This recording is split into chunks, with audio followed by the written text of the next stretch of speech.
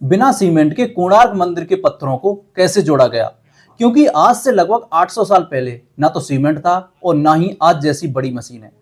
फिर उड़ीसा के समुद्र तट पर पत्थरों का इतना विशाल रथ जैसा मंदिर कैसे खड़ा किया गया? क्या पत्थरों को जोड़ने के लिए किसी जादुई लेप का इस्तेमाल हुआ था? असल में इसका जवाब किसी जादू में नहीं, बल्कि एक खास तकनीक में छुपा है, जिसे आयरन लॉक सिस्टम कहा जाता है। कारीगर पत्थरों के बीच विशेष प्रकार के खांचे बनाते थे और उनमें पिघलता हुआ गर्म लोहा भर देते थे। जब यह लोहा ठंडा होकर जम जाता था, तो वह पत्थरों को इतनी मजबूती से पकड़ लेता था कि वे एक ठोस चट्टान की तरह आपस में जुड़ जाते थे। आज भी बिना आधुनिक मशीनों के इतनी ऊंचाई तक भारी पत्थर पहुंचाना मुश्किल है, लेकिन सदियों पहले यह काम कर दिखाया गया, इसलिए यह किसी चमत्कार से कम नहीं लगता। अब सवाल यह उठता है कि समुद्र के किनारे की रेतीली जमीन पर इतना भारी मंदिर कैसे टिक पाया? क्या इसकी नींव समय के साथ धंस नहीं जानी चाहिए थी?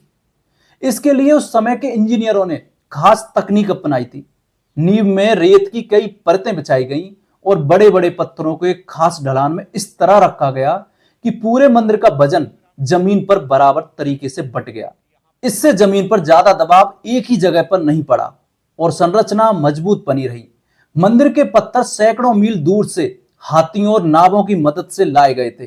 पत्थरों की नक्काशी और उनकी फिटिंग इतनी सटीक थी कि आज भी उनके बीच से एक बाल तक नहीं निकल सकता। यह निर्माण केवल सुंदरता का उदाहरण नहीं है, बल्कि उस समय के कारीगरों के कौशल और आत्मविश्वास की मिसाल है। जानकारों का मानना है कि निर्माण के समय मंदिर के चारों ओर रेत के बड़े बड़े टीले या ढलान बनाए गए थे। इन्हीं ढलानों पर चढ़ाकर भारी पत्थरों को ऊपर तक पहुंचाया जाता था।